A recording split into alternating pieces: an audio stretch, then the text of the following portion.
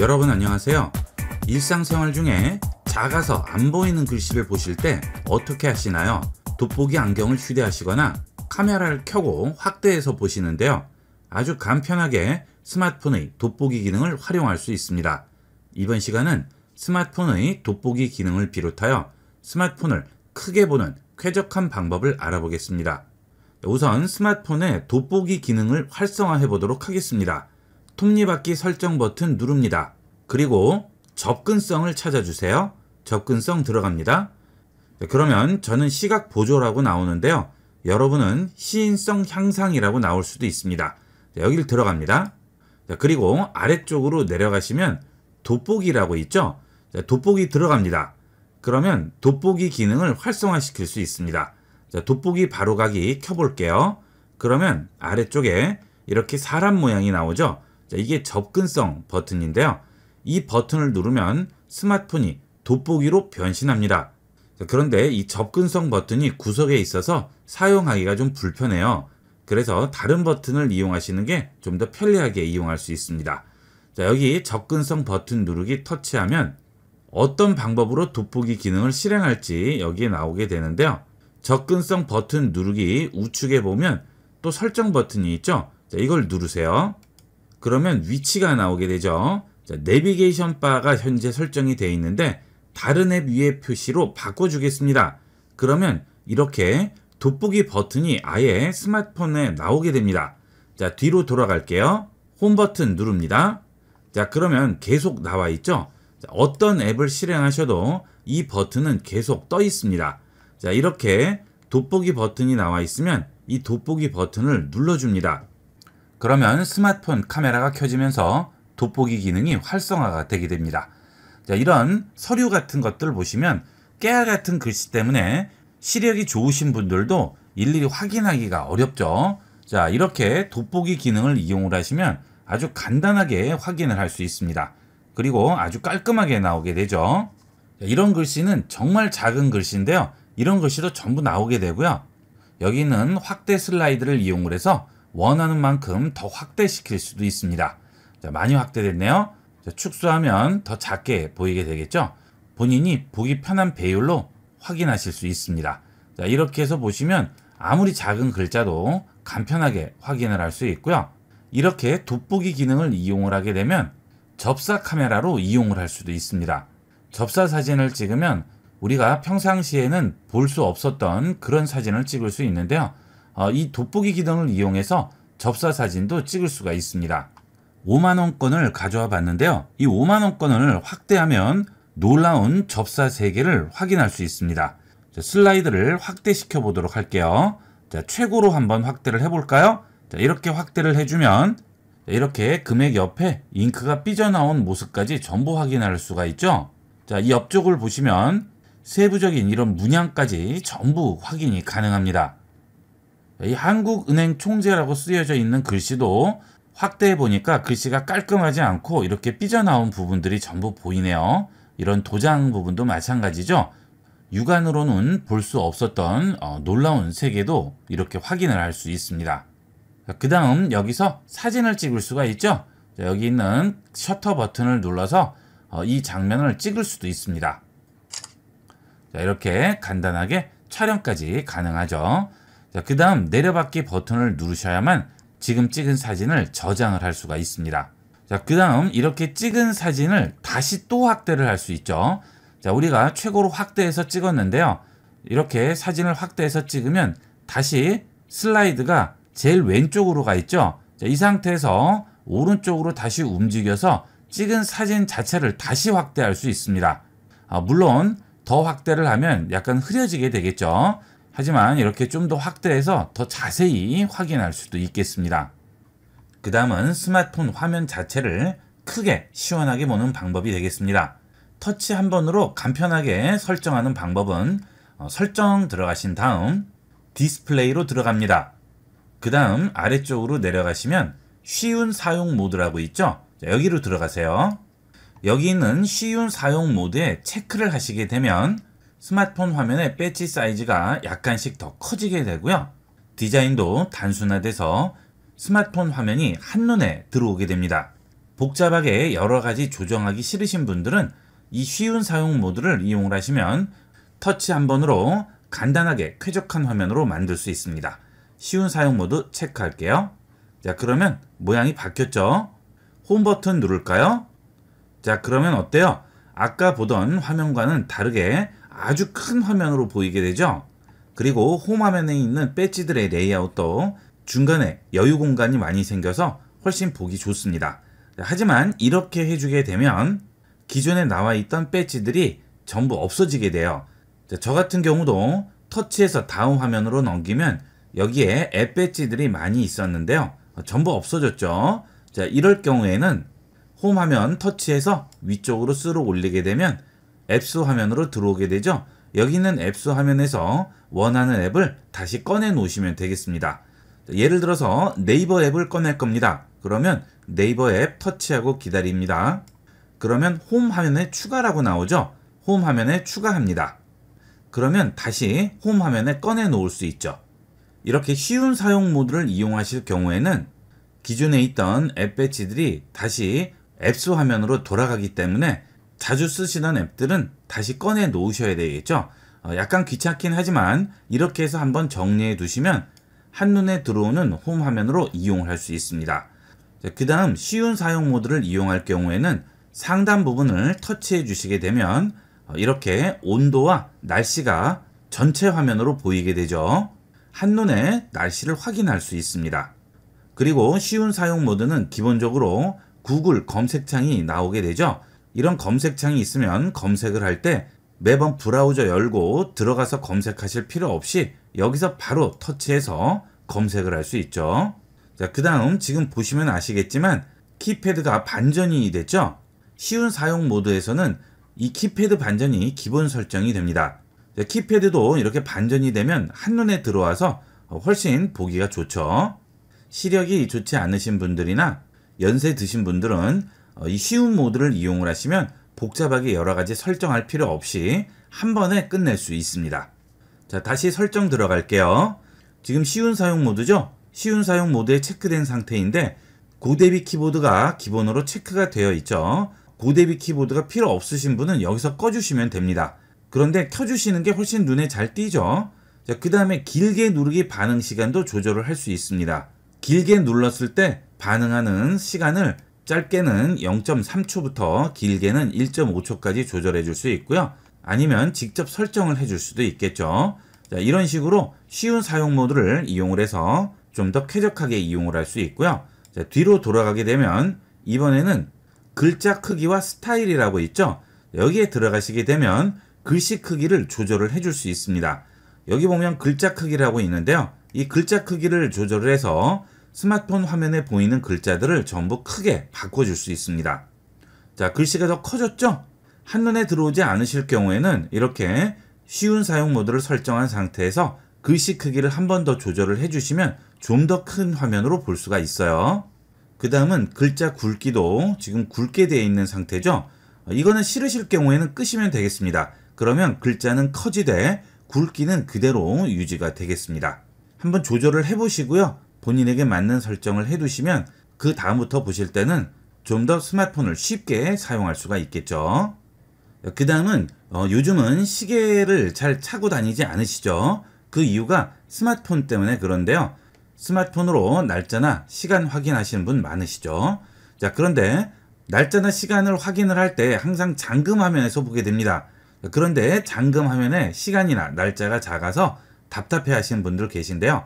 잠금 화면에 있는 시간을 키우는 방법을 보도록 하겠습니다. 자, 지금 잠금 화면 상태죠? 시간과 날짜가 이런 사이즈인데요. 자, 이것을 좀 더 키워보도록 할까요? 홈 화면에서 터치하고 기다립니다. 그 다음 아래쪽에서 배경 화면 및 스타일로 들어가세요. 그 다음 잠금 화면 선택합니다. 그러면 홈 화면과 잠금 화면 두 가지가 나오게 되죠. 자, 저는 잠금 화면 선택할게요. 그러면 잠금 화면에 있는 요소들을 편집할 수 있습니다. 여기 있는 시간을 터치를 하시면 여기에 조절점이 나오게 되죠. 이 조절점을 잡고 당기시면 좀 더 크게 나오게 되겠고요. 아래쪽에 있는 부재중 전화라든지 메시지, 잠금 표시 이런 것들도 없앨 수도 있습니다. 터치하면 설정창이 나오게 되죠. 여기서 설정 안함 해주시게 되면 이렇게 시계만 나오게 되겠죠. 자, 다시 시계 터치합니다. 이 상태에서 시간 표시의 폰트를 바꿔줄 수 있죠. 이런 식으로 폰트를 바꾸면 좀 더 굵은 서체로 나와서 눈에 더 띄게 되겠죠. 이것도 보기 편리한 방법으로 고쳐주시면 되겠습니다. 그리고 컬러도 마찬가지가 되겠죠. 눈에 더 잘 띄는 컬러로 바꿔주시면 되겠어요.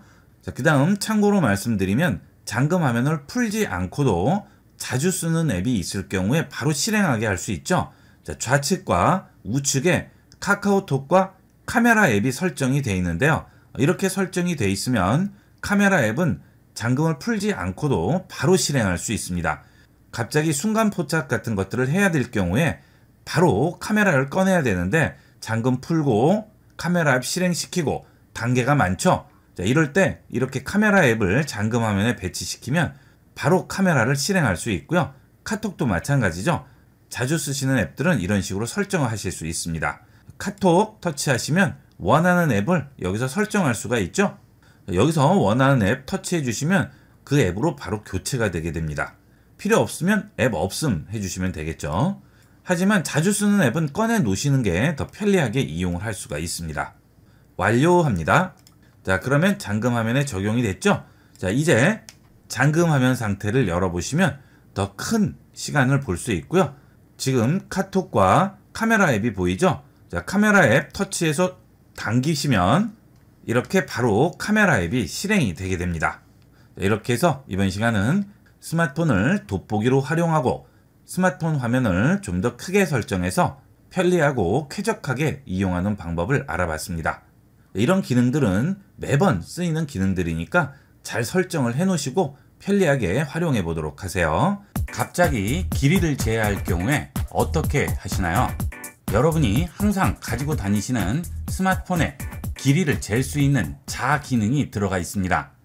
이번 시간은 스마트폰을 이용해서 간단하게 길이를 재는 방법을 알아보겠습니다. 길이를 재기 위해서 카메라 앱을 실행합니다. 그리고 아래쪽 메뉴에서 더보기를 눌러주세요. 그러면 여기에 AR 존이라고 나오게 됩니다. AR 존으로 들어갑니다. 그러면 간편 측정이라는 자기능이 들어있어요. 간편 측정 선택합니다. 그러면 카메라를 움직이라고 하죠.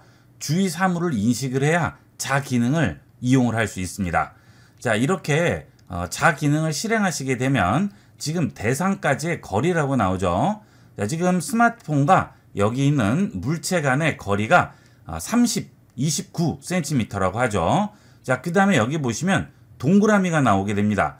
자, 이 동그라미가 스마트폰과 길이를 잴 물체 간의 수평을 잡아주는 기능인데요. 정확하게 길이를 재기 위해서는 이 동그라미가 정원이 나와야 됩니다. 자, 카메라를 일정한 위치로 움직이다 보면 정원 모양이 나오게 돼요. 지금 여기 있는 이 노트의 길이를 재려면 스마트폰과 이 노트가 수평이 된 상태에서 길이를 재야 정확하게 나오게 됩니다. 하지만 지금 중앙에 있는 이 원 모양이 이렇게 서 있거나 이런 식으로 눕혀 있는 상태에서는 수평이 되지가 않기 때문에 정확하게 나오지 않아요. 여기 있는 원이 이렇게 길이를 재려는 물체와 수평으로 위치해 있어야만 정확한 길이를 잴 수 있습니다. 스마트폰을 찍으려는 물체와 이런 식으로 수평으로 잡으면 원이 정원이 나오게 되죠. 자, 여기서부터 여기까지 길이를 재보도록 하겠습니다. 여기에 중간에 있는 하얀색 점을 끝부분에 위치를 시켜줍니다. 그리고 우측에 있는 플러스 버튼을 누르는 겁니다. 자, 그 다음에 그대로 스마트폰을 움직여서 길이를 재고자 하는 물체의 끝부분에 가져다 놓으세요. 그 다음에 또 플러스를 누르시게 되면 자, 이렇게 18cm라고 나오게 되죠. 자, 실제 길이를 재보도록 할까요?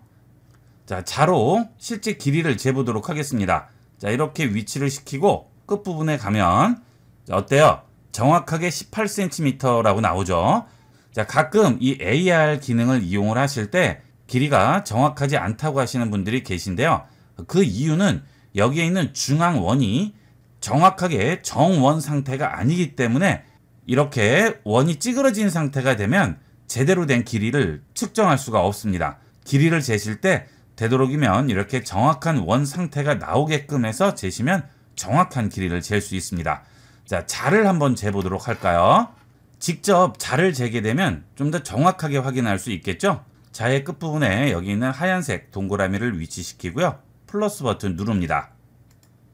자, 그 다음 쭉 움직여 보시면 자, 지금 여기가 20cm인데요. 정확하죠? 21cm, 자, 25cm.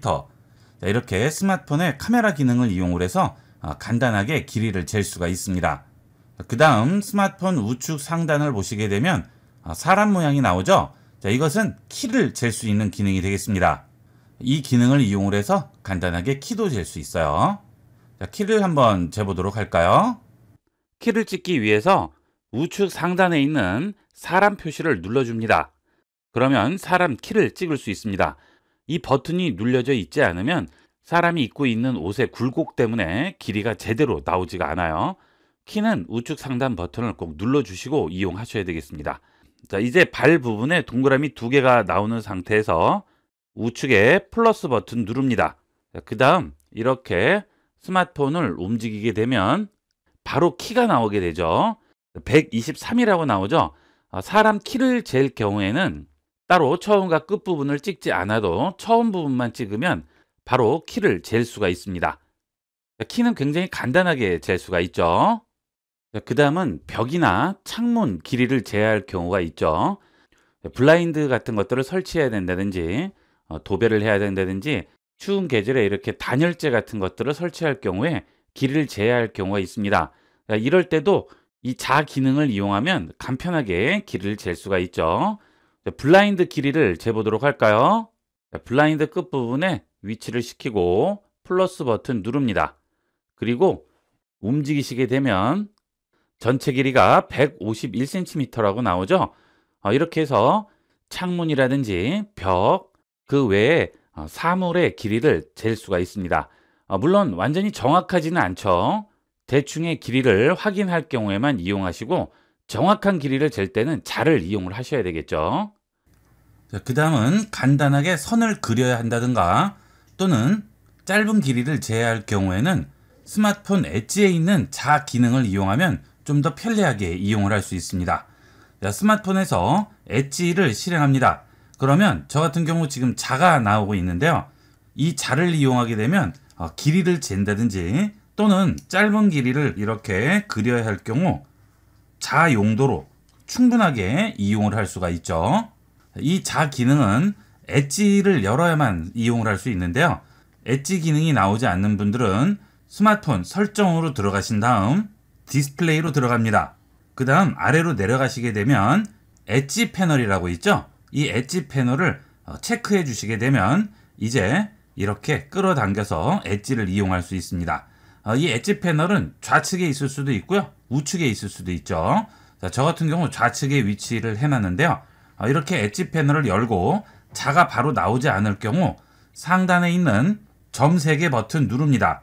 그러면 나침판, 개수기, 손전등, 수평기, 자라고 나오죠. 여기서 자를 선택을 해주시면 이렇게 자를 꺼낼 수 있습니다. 그러면 길이를 간단하게 잰다든지 짧은 길이를 그릴 때는 편리하게 이용을 할 수 있겠습니다. 그 다음은 가끔 수평을 재야 할 경우가 있는데요. 그럴 때도 여기 있는 점 3개 버튼 누르시고 여기서 수평기를 이용을 하시게 되면 간단하게 수평도 잴 수가 있죠. 스마트폰 센서를 이용하는 것이기 때문에 이 수평계는 상당히 정확합니다. 아래쪽에 보면 X축과 Y축 수평이 나오게 되죠. X와 Y가 0이 되면 정확한 수평이 되는 건데요. 자, 스마트폰을 바닥에 내려놨을 때 지금은 수평 상태가 아닌 거죠. X축은 수평에 가까운 반면 Y축은 수평에서 좀 떨어져 있는 상태이기 때문에 Y축을 약간만 들면 이렇게 수평을 잡아줄 수 있습니다. 간단하게 수평 같은 것들을 잡아야 할 경우에는 이 수평계를 이용하시면 편리하게 이용을 할 수 있습니다. 자, 그 다음 다시 점 3개 버튼 누르고요. 이번에는 나침반을 눌러보도록 하겠습니다. 나침반 기능도 상당히 유용하죠. 산행을 하실 경우에는 특히나 이 나침반 기능이 아주 유용하게 쓰이는데요. 지금 현재 제 위치에서 정북 방향은 이 아래쪽 방향이죠. 자, 이 방향이 정북이고요. 위쪽 S는 정남이 되겠습니다. 그리고 지금 내 위치의 위도와 경도도 여기서 확인할 수가 있겠죠. GPS 기능이 적용되는 것이기 때문에 정확한 정보를 보여주게 됩니다. 산행 중에 길을 잃어버리셨을 경우에는 바로 스마트폰 켜시고 나침반 활용을 해보시고요. 도보 이동 중에도 길을 잃어버렸을 경우에는 이 나침반 기능을 이용하면 굉장히 편리하게 이용할 수 있죠. 지도를 이용을 해서 길 찾기 할 경우에는 현재 정확한 위치를 파악할 수 있기 때문에 유용하게 활용할 수 있는 기능이 되겠습니다. 자, 그 다음 다시 점세개 버튼 누르면 이번에는 개수기라고 나오죠.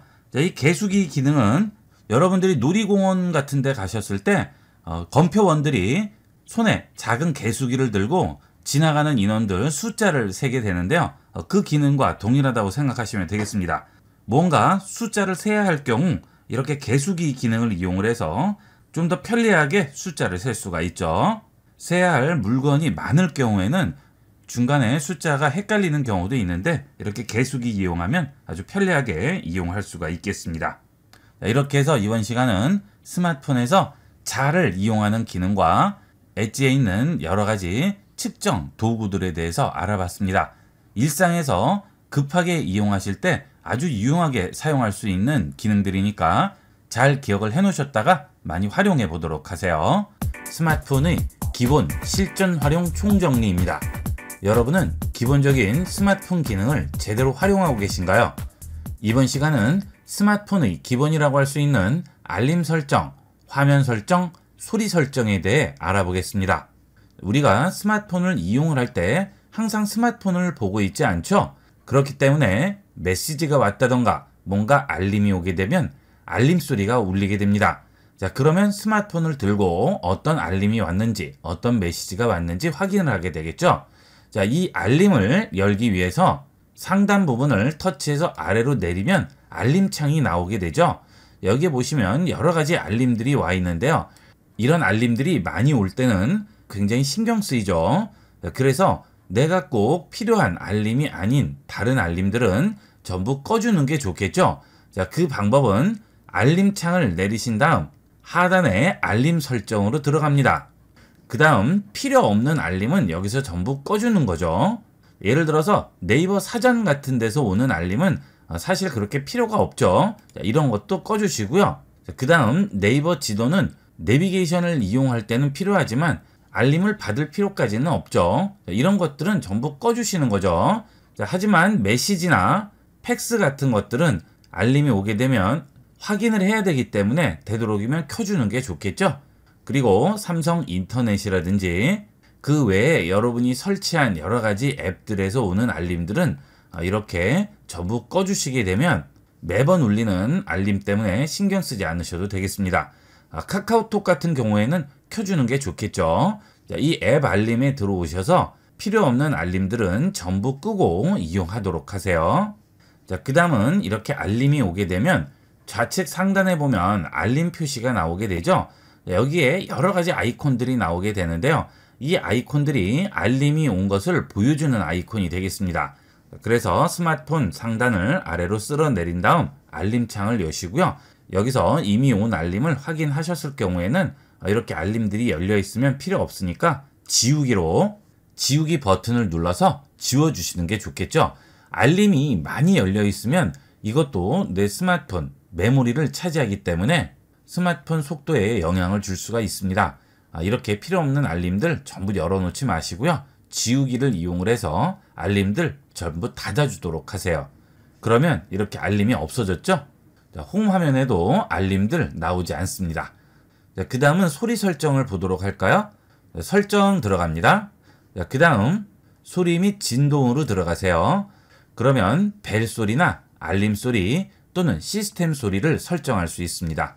자, 제일 위에 있는 부분은 전화벨 소리인데요. 여기 지금 소리가 체크되어 있죠? 자, 그러면 당연히 전화벨 소리가 울리게 되겠죠. 자, 그런데 그 우측에 있는 진동으로 바꾸게 되면 벨 소리가 나지 않고 진동이 울리게 되겠죠. 자, 그 다음 무음은 아예 벨 소리가 나지 않는 설정이 되겠죠. 자, 여기에서 소리를 체크해 줄 때는 전화벨이 울릴 때 진동도 같이 울릴지 설정을 해 주실 수 있습니다. 스마트폰 이용을 하시다 보면 소리가 잘 들리지 않는 곳에 있을 경우 전화가 왔는지 모르는 경우가 있죠. 자, 그럴 때는 진동을 같이 체크를 해 놓으시면 소리가 들리지 않더라도 벨소리로 확인을 할 수 있죠. 자, 되도록이면 진동도 같이 선택을 하는 게 좋습니다. 그 다음 진동을 누르면 진동만 울리게 되겠죠.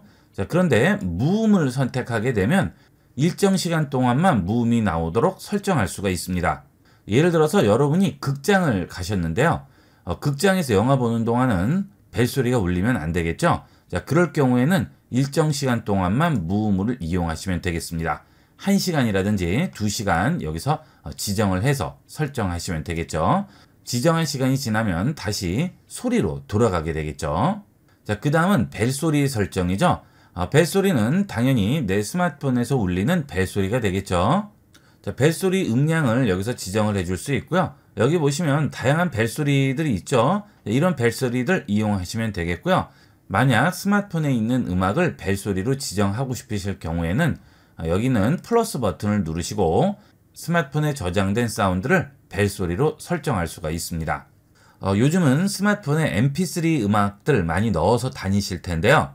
그런 음악들이 여기에 전부 자동으로 뜨게 됩니다. 우리가 일일이 찾지 않아도 사운드 선택기라는 곳에 들어오면 전부 나오게 돼요. 거기서 원하는 음악만 선택하시면 되겠고요.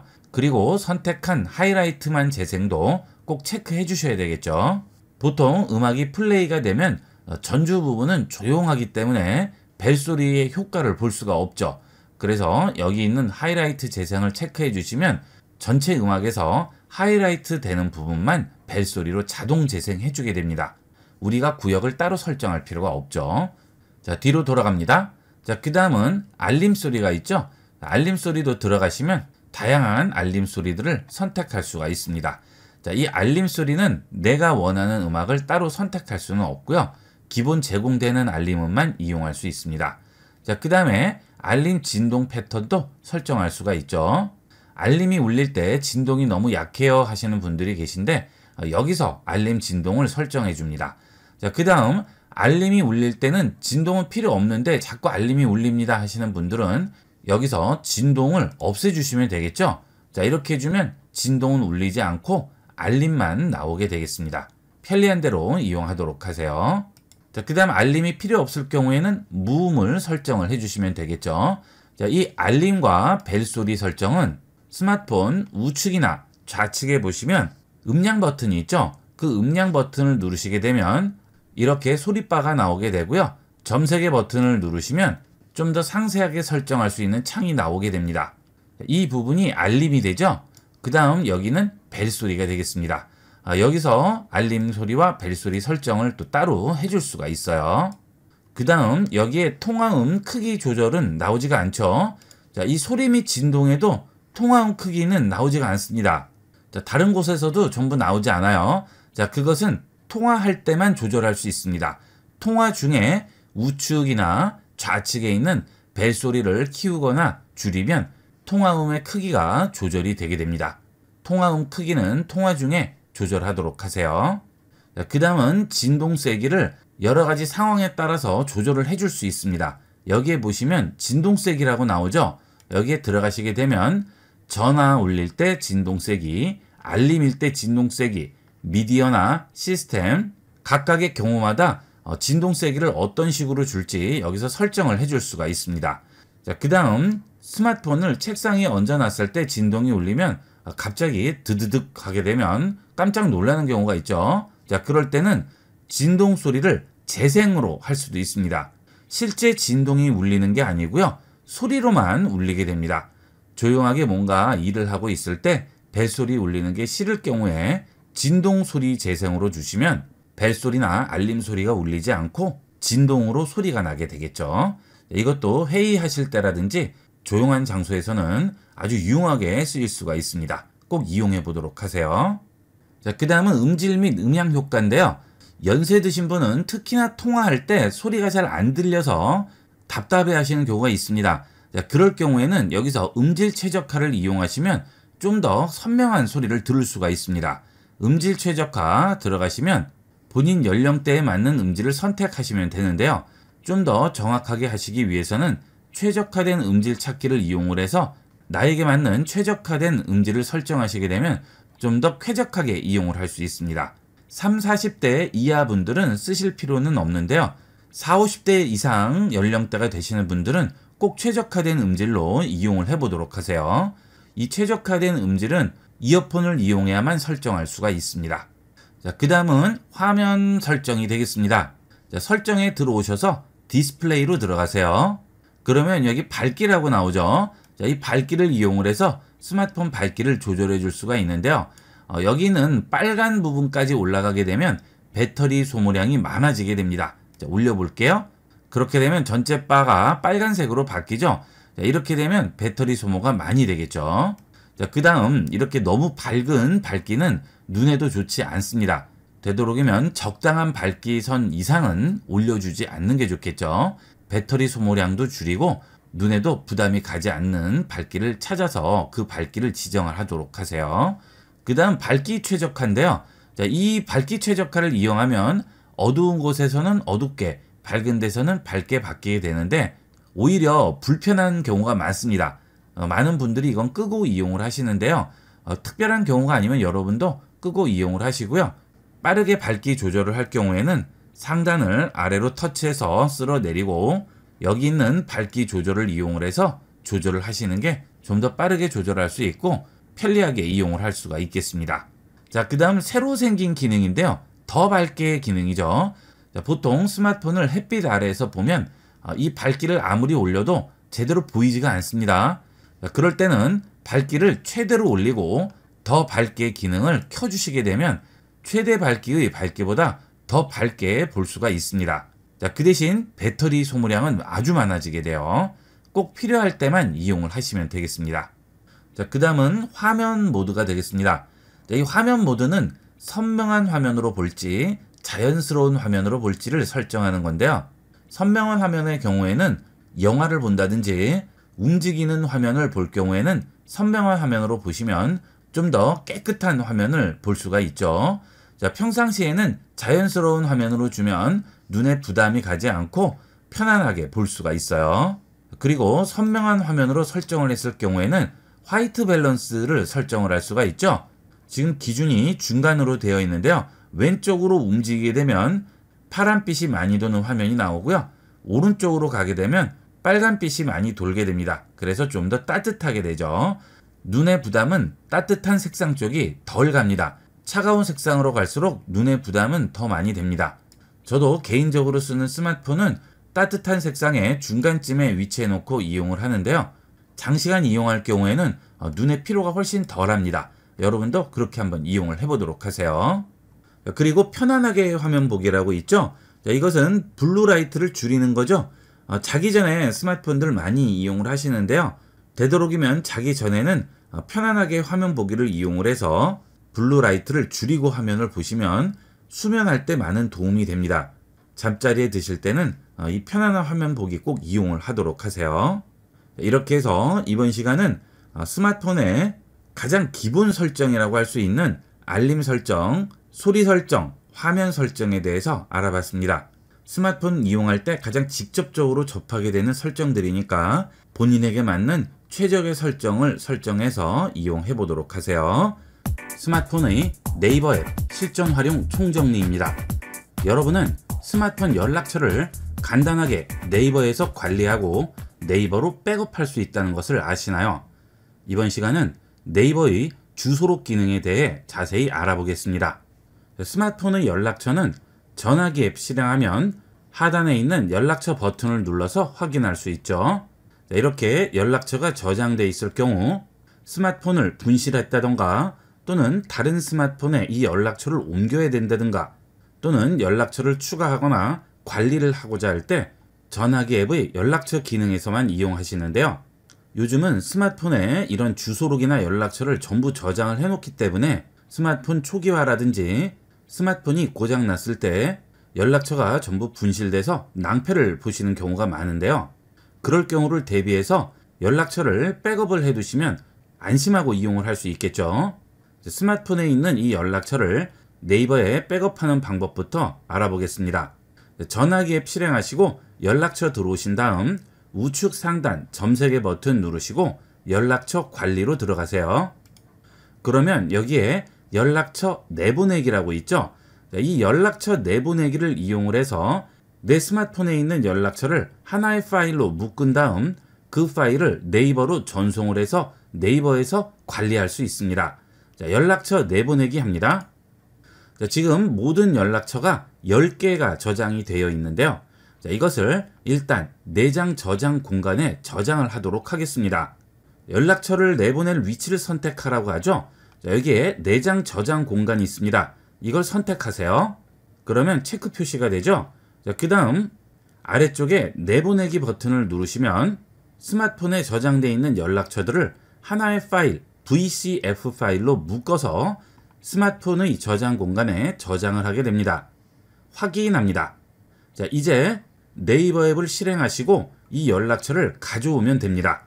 홈 화면으로 돌아갈게요. 자, 이 네이버 앱은 구글 플레이 스토어에서 네이버로 검색해서 간단하게 설치하시면 되겠죠. 네이버 앱 실행합니다. 이때 네이버 계정이 있으셔야 되겠죠. 그리고 계정이 있으신 분은 로그인을 하셔야 되겠습니다. 좌측 상단 줄세개 버튼 누르시고요. 여기서 계정을 선택하시고 로그인 하시면 되겠습니다. 그 다음 네이버에서 주소록을 실행하도록 하겠습니다. 네이버 주소록은 좌측 상단 줄세개 버튼 누르시면 아래쪽에 주소록이라고 있습니다. 내 도구 부분에 보면 주소록이 있죠? 주소록 실행합니다. 저 같은 경우 이미 주소록이 저장이 되어 있죠. 자, 여기서 우측 상단에 줄세개 버튼 다시 누릅니다. 그러면 제일 아래쪽으로 내려가시게 되면 폰 연락처 업로드라고 있습니다. 자, 이 기능을 이용을 해서 스마트폰에 금방 저장한 하나의 파일로 묶인 연락처를 네이버 주소록에 포함을 시킬 수가 있습니다. 폰 연락처 업로드 합니다. 그러면 폰 연락처 업로드 창이 나오게 되죠. 자, 우측에 있는 리프레시 버튼을 눌러주세요. 그러면 네이버에서 연락처에 액세스하도록 허용할 건지 물어보죠. 허용합니다. 그러면 내 연락처를 바로 불러오게 됩니다. 따로 지정을 하지 않아도 네이버 앱에서 알아서 해당 연락처를 가져오게 됩니다. X 버튼 눌러서 닫습니다. 그러면 지금 올린 연락처가 네이버 주소록에 전부 들어오게 돼요. 자, 이제 스마트폰에 있는 연락처가 네이버로 전부 백업이 된 상태죠. 그 다음 이 연락처를 스마트폰에 복원할 수 있습니다. 예를 들어 스마트폰에 있는 연락처가 지워졌어요. 전부 지워볼까요? 자, 지금 스마트폰에서 연락처를 전부 지운 상태인데요. 네이버 앱으로 들어가겠습니다. 여기서 지금 네이버에 저장된 주소록을 스마트폰에 저장을 해주도록 할게요. 우측 상단 줄세개 버튼 누르시고 아래쪽으로 내려가서 폰 연락처 다운로드 합니다. 그러면 지금 네이버 주소록에 있는 모든 연락처들을 하나의 파일로 묶어서 스마트폰에 저장을 해주게 됩니다. 자, 폰 연락처 다운로드 하겠습니다. 폰 연락처 다운로드 하기 옆에 있는 내려받기 버튼 눌러줍니다. 다운로드 하겠냐고 물어보죠? 확인합니다. 다운로드 시작한다고 하죠. 자, 그러면 네이버에 있는 연락처가 내 스마트폰에 저장이 되게 됩니다. 자, 파일 저장했다고 나오죠. 자, 그러면 전화기 앱 실행하시고요. 우측 상단 점세개 버튼 누르시고 연락처 관리로 들어가세요. 그 다음 여기서 연락처 가져오기로 들어갑니다. 그러면 연락처를 가져올 곳을 선택하라고 하죠. 휴대전화나 클라우드 저장 공간인데요. 터치합니다. 그러면 내 스마트폰에 있는 다운로드 폴더가 기본 위치로 지정이 되죠. 자, 이 다운로드 폴더 터치합니다. 그러면 지금 내려받은 연락처 파일이 여기 들어있네요. 네이버 contact.vcf라고 되어 있죠. 이 파일이 네이버에서 내려받은 주소록 파일이 되겠습니다. 자, 체크할게요. 그 다음 완료합니다. 자, 연락처를 어디로 가져올지 물어보죠. 휴대전화로 가져오겠습니다. 그 다음 아래쪽에서 가져오기 합니다. 그러면 이 연락처가 내 스마트폰에 추가가 되게 되겠죠. 확인합니다. 자, 이제 연락처로 들어가 볼까요? 자, 어때요? 네이버에 올라와 있던 연락처들이 지금 스마트폰으로 전부 들어와 있죠. 자, 이런 식으로 간단하게 네이버를 이용을 해서 스마트폰에 있는 연락처를 백업하고 다시 복원할 수 있습니다. 자, 이런 식으로 이용하게 되면 연락처 분실에 걱정 없이 안전하게 이용을 할 수 있겠죠. 자, 그 다음 연락처를 수정한다든지 또는 연락처를 추가한다든지 할 때도 꼭 스마트폰에 들어와서 하지 않아도 상관없다는 얘기죠. PC, 스마트폰, 디바이스를 가리지 않고 네이버에 접속을 해서 주소록에만 들어가면 간단하게 연락처를 수정하거나 추가하고 또는 지울 수가 있죠. 네이버 앱 실행하시고요. 좌측 상단 줄세개 버튼 누르고 주소록으로 들어가겠습니다. 그 다음 수정을 해보도록 할까요? 예를 들어서 이 번호를 수정할 거예요. 터치하고 들어갑니다. 그러면 전화번호 등록을 할 수가 있고요. 메일 주소, 메모 전부 등록을 할 수 있죠. 우측 상단에 있는 연필 버튼을 누르시면 전부 수정이 가능합니다. 모바일, 회사, 팩스, 메일, 이름 전부 수정할 수 있죠. 그 다음 프로필 사진도 추가할 수 있고요. 아래쪽으로 내려가시면 다양한 정보도 전부 입력을 할 수 있습니다. 자, 이런 식으로 이용을 하시면 작은 스마트폰 화면을 보시고 연락처 같은 것들을 추가하실 필요 없이 넓은 PC 화면에서 간단하게 연락처를 추가할 수가 있겠죠. 그 다음 전화번호나 그 외의 정보를 추가하는 것이 아니고요. 연락처 자체를 아예 추가를 하려면 상단에 있는 플러스 버튼 누르시면 새 연락처를 추가할 수가 있습니다. 그 다음 필요 없는 연락처를 삭제할 경우에는 상단에 편집 버튼 누르면 연락처를 체크해서 삭제할 수 있습니다. 그리고 네이버 주소록에서 전화를 걸거나 또는 메시지를 보낼 수도 있습니다. 자, 해당 연락처에 전화기 모양을 터치합니다. 그러면 전화기 앱이 실행되면서 해당 연락처로 전화를 할 수가 있고요. 그 옆에 메시지 버튼 누르면 메시지 앱이 실행되면서 메시지를 보낼 수도 있겠죠. 그 다음 메일 주소가 있는 그런 연락처들은 메일 표시도 나오게 됩니다. 여기서 메일을 누르시게 되면 바로 네이버 메일이 실행이 되면서 원하는 사람에게 메일을 전송을 할 수 있습니다. 그리고 파일도 첨부할 수 있고요. 네이버 주소록의 장점이라고 한다면 전화를 걸고 메시지를 보내고 메일을 보낼 때 해당 연락처로 따로 들어가지 않아도 주소록에서 모든 걸 다 할 수 있다는 그런 장점이 있습니다. 자, 그리고 이렇게 연락처를 네이버에 전부 저장을 하게 되면 내 개인정보 유출의 위험성이 있을 수 있죠. 누군가 내 계정을 도용을 해서 내 연락처를 볼 수도 있기 때문에 더 관리에 조심해야 되겠죠. 자, 그래서 우측 상단 줄세개 버튼 누르시고요. 프라이버시 보호 설정을 이용을 해서 여러분의 연락처를 더 안전하게 보호할 수 있습니다. 이 프라이버시 보호 설정을 이용하게 되면 네이버 인증서나 2단계 인증을 이용해야만 들어갈 수가 있어요. 2단계 인증은 내 스마트폰으로 본인이 맞냐는 문자가 날라오고 확인을 눌러야만 네이버에 접속할 수 있는 거죠. 요즘 스마트폰을 통한 피싱 범죄들이 굉장히 기승인데요. 이런 중요한 정보들이 저장되어 있는 여러분의 계정을 좀 더 철저히 관리를 하셔야 되겠습니다. 이렇게 해주시면 복잡하게 스마트폰에서 연락처 관리하실 필요 없이 네이버에서 간단하게 관리할 수 있고요. 언제든지 필요하면 불러올 수도 있고 PC에서도 열어볼 수 있고 스마트폰에서도 열어볼 수 있습니다. 그리고 기기가 바뀌었을 경우에 언제든지 네이버 앱 실행하신 다음 주소록에 들어오셔서 연락처 다운로드 하시면 스마트폰에 다시 복구할 수 있겠죠. 자, 가끔 중요한 연락처를 스마트폰에 넣어놨다가 전부 날아가서 낭패해 보시는 분들 많으신데요. 네이버를 이용하시면 아주 편리하고 간편하게 주소록을 백업하고 복구할 수 있습니다. 혹시 모를 상황에 대비해서 연락처는 꼭 백업을 이런 식으로 받아 놓도록 하세요. 이렇게 해서 이번 시간은 스마트폰의 연락처를 네이버로 백업하고 복구하는 방법에 대해서 알아봤습니다. 네이버 스마트폰 실전 활용 총정리입니다. 여러분은 인터넷 메일 관리를 컴퓨터에서만 하시나요? 이번 시간은 스마트폰에서 네이버의 메일을 관리하는 방법을 알아보겠습니다. 스마트폰에서 네이버의 메일을 확인하고 관리하는 방법은 두 가지가 있습니다. 네이버 앱을 이용하는 방법과 네이버 메일 앱을 이용하는 방법 두 가지가 있는데요. 두 개 다 구글 플레이 스토어에서 네이버로 검색해서 설치하시거나 네이버 메일로 검색해서 설치하시면 되겠습니다. 네이버 앱에서 메일을 확인하고 관리하는 방법부터 보도록 하겠습니다. 네이버 앱 실행합니다. 그 다음 좌측 상단에 있는 줄세개 버튼 누르시고 여기서 메일로 들어가시면 됩니다. 자, 메일이 여기에 보이지 않으시는 분들은 하단에 내려가시면 내 도구에 메일이 있죠. 여기서 고정 버튼을 체크를 해주시게 되면 항상 상단에 나오게 되겠죠. 자, 메일 실행합니다. 그러면 네이버 계정으로 온 메일들이 전부 보이게 되죠.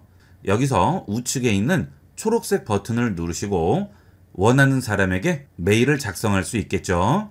받는 사람의 경우는 우측에 있는 꺽쇠 버튼을 누르시게 되면 나와 메일을 한 번이라도 교환한 사람들은 여기에 전부 메일 주소가 나오게 되겠습니다. 여기서 원하는 사람 선택해서 전송을 하시면 되겠죠. IB96 운영자님 메일을 선택하겠습니다. 그 다음 제목을 쓰시고 첨부 파일 첨부하시면 되겠고요. 여기에 내용을 쓰시면 되겠죠. 그리고 우측 상단에 있는 전송 버튼을 누르시면 바로 메일을 전송할 수 있습니다. 자, 그 다음에 4개 쓰기 메뉴가 있죠. 외부에서 대용량 파일을 저장해야 할 필요가 있을 경우 클라우드 같은 것들을 이용하지 않아도 일단 나에게 메일을 쓰고 해당 파일을 첨부 파일로 올린 다음 나중에 PC나 다른 기기에서 그 파일을 내려받으시면 되겠죠. 이런 식으로 4개 쓰기를 이용을 해서 데이터를 보관하는 용도로도 이용할 수 있는데요. 대용량 파일은 보관 기간이 일주일 정도밖에는 되지 않기 때문에 그 전에 미리 파일을 다른 곳으로 옮겨 놓으셔야 되겠습니다. 자, 그 다음 메일을 작성하던 중에 나중에 다시 한번 확인해서 보내야 할 필요가 있죠. 중간에 수정할 부분도 있고 파일을 나중에 첨부해야 할 경우도 있습니다. 이럴 때는 좌측 상단의 X 버튼을 누르시고 닫으실 때 작성한 내용을 임시 저장하겠냐고 물어보게 됩니다.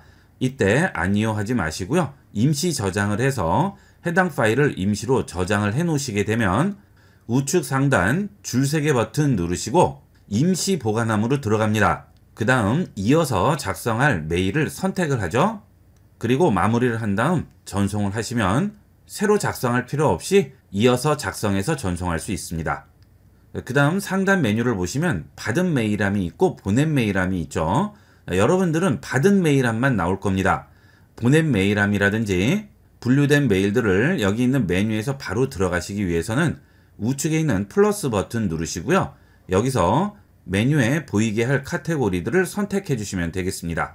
저 같은 경우 받은 메일함과 보낸 메일함 2개만 체크가 되어 있는데요. 여기서 청구서라든지 또는 그 외에 다른 분류를 선택하시게 되면 이렇게 위쪽으로 올라오게 되고요. 메뉴에 보이게 됩니다. 이렇게 보이게 하기 위해서는 모바일의 즐겨찾기 탭 메뉴 사용을 체크를 해 주셔야 되겠죠. 자, 그러면 PC에서도 동일하게 보이게 됩니다. 자, 뒤로 돌아가시게 되면 상단에 해당 메뉴들이 나오게 되죠.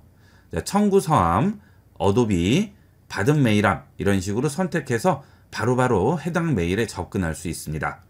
그 다음은 필요 없는 메일을 정리할 경우에는 좌측에 있는 박스에 체크를 하신 다음 삭제를 하시게 되면 해당 메일은 삭제가 되게 되고요.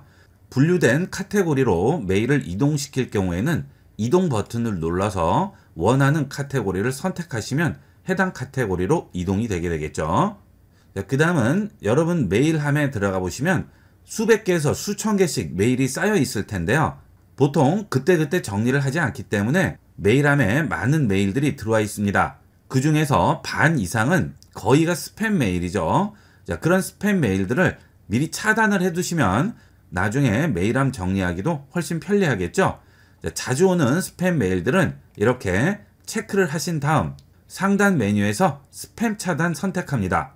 그리고 확인해 주시게 되면 해당 메일 주소는 차단이 되고 메일은 스팸 메일함으로 들어오게 됩니다. 확인해 볼게요. 그 다음 다시 우측 상단 줄 3개 버튼 누릅니다. 그리고 아래쪽에 스팸 메일함 들어가시면 차단한 메일이 여기에 들어와 있겠죠. 그런 스팸 메일은 그때그때 지워주셔야 메일 공간을 차지하지 않겠죠. 다시 우측 상단 줄 3개 버튼 누르시고 스팸 메일함 비우기 해주시게 되면 해당 메일은 전부 지워지게 되겠습니다. 그 다음 중요한 메일들의 경우에는 한꺼번에 모아서 보면 훨씬 편리하겠죠. 중요한 메일들은 우측에 있는 별 표시에 체크를 해주시게 되면 중요 메일로 분류가 따로 되게 됩니다.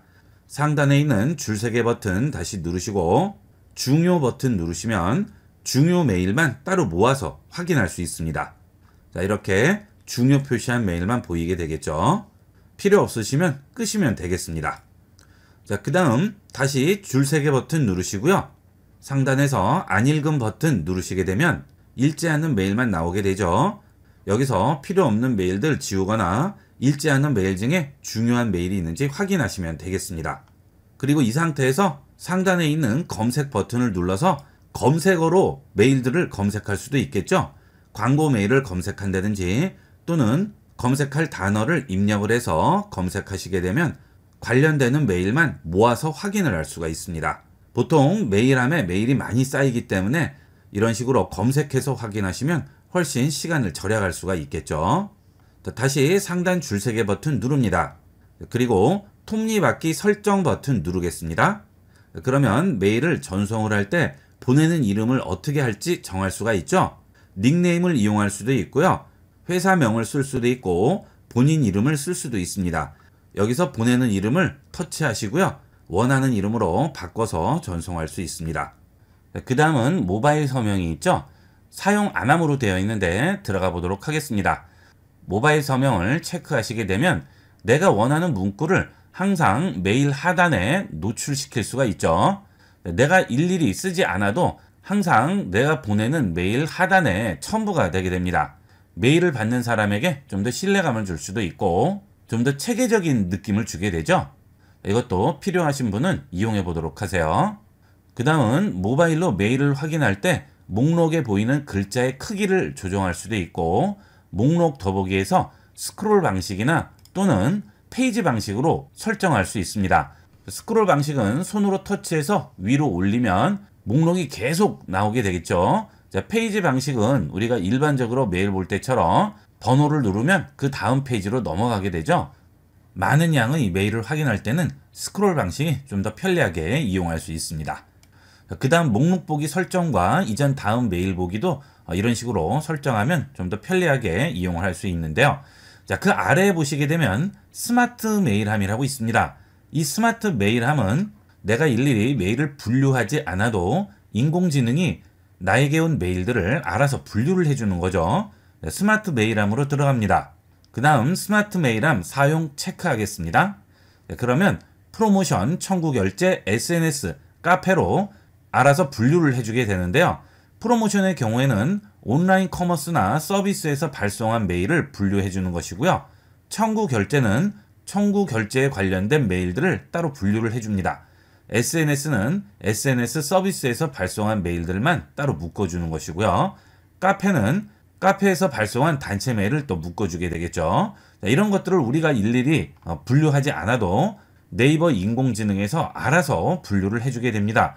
그래서 메일들을 확인을 하실 때 좀 더 편리하게 분류해서 확인을 할 수가 있죠. 메일을 정리하실 때 한 번씩 활용해 보도록 하세요. 이렇게 해서 네이버 앱의 메일 기능을 알아봤고요. 그 다음은 네이버 메일 앱을 알아보도록 하겠습니다. 이 네이버 메일 앱은 네이버 앱 실행하고 메일 들어가서 메일을 확인해야 되는 번거로운 과정을 없애고 바로 네이버 메일로 접근할 수 있도록 스마트폰에 무리가 되지 않는 적은 용량으로 만들어진 앱입니다. 네이버 메일 들어갑니다.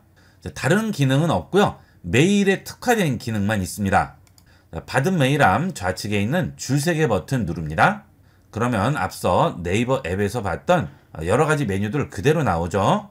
이런 기능들은 네이버 앱의 메일 기능과 동일하게 이용을 하시면 되겠고요.